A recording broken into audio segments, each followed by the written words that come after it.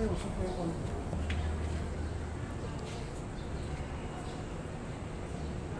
kung nasa spaceship. Hindi ko, inaikot ko lang.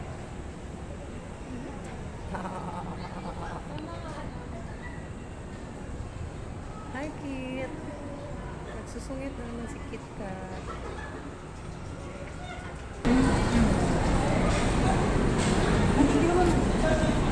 Hinatid namin si anak kasi first day niya. First day of training.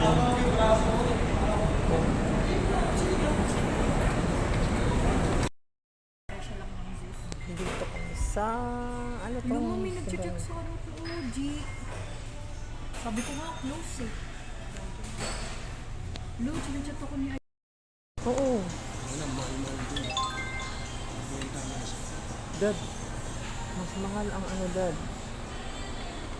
Prime stick.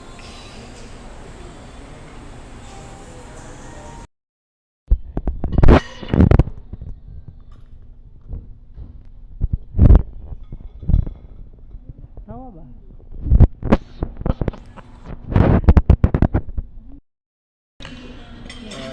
Guys, ako So, ayan, hatid na namin si anak sa ano, first day of training niya today. Hatid lang namin. Siyempre, first time kaya hatid natin, no? Ito yung lugar na kung saan siya nag-work. Ang ganda naman dito, maski pa paano. Kasi dati naman si Mr. dito rin nakapagtrabaho dati, pero parang wala pang ganitong maraming mga ano. Wala pang masyado ngayon, marami nang mabibilhan. Ayan na kami. Papasok na siya today.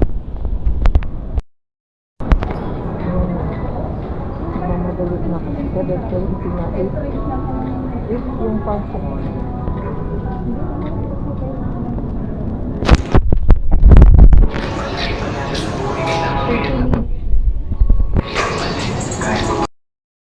Nag-CR pa siya eh. Ito yung lugar oh. Parang park na rin siya. Hagdan. Ha?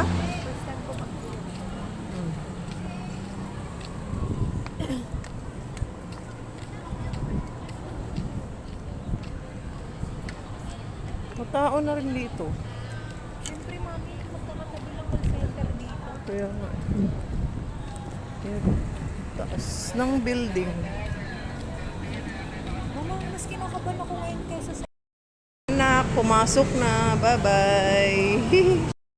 Paglabas naman, may sasakyan na siya kaagad ng MRT or carousel. Kaya, no problem pag lumalabas siya. Kaya, thank you for watching. Thanks sa pagsakot. Aray ko! Oh, ano ba yan? Vlog more.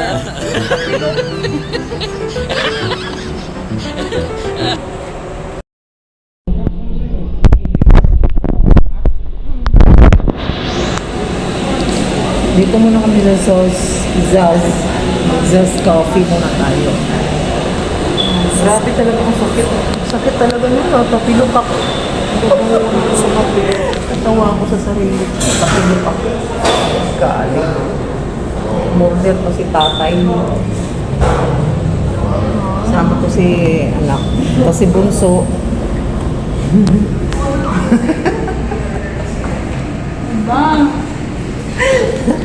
Si bunso naiwan sa bahay mag-isa. Ayaw niya sumama kasi hinatid lang namin si anak. Siyempre, first time niya makapagtrabaho.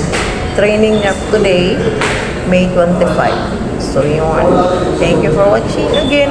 Thank you so much for watching again and again. Bye! Muna tayo sa akin coffee. Hot coffee sa kanila. Cold coffee. Ano ba?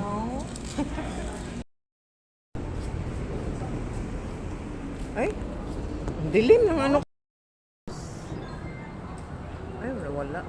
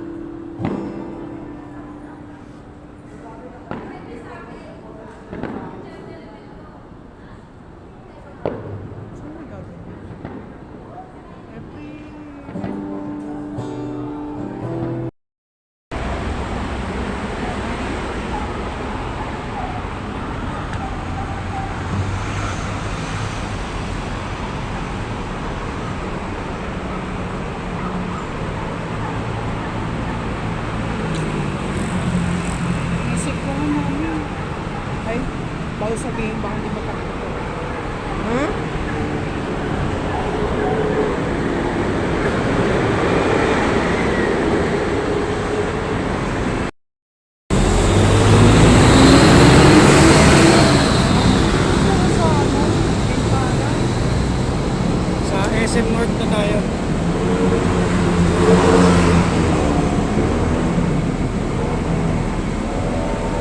Sabi mo dito si Niachi sasakay pag mahaba yung pila o hindi.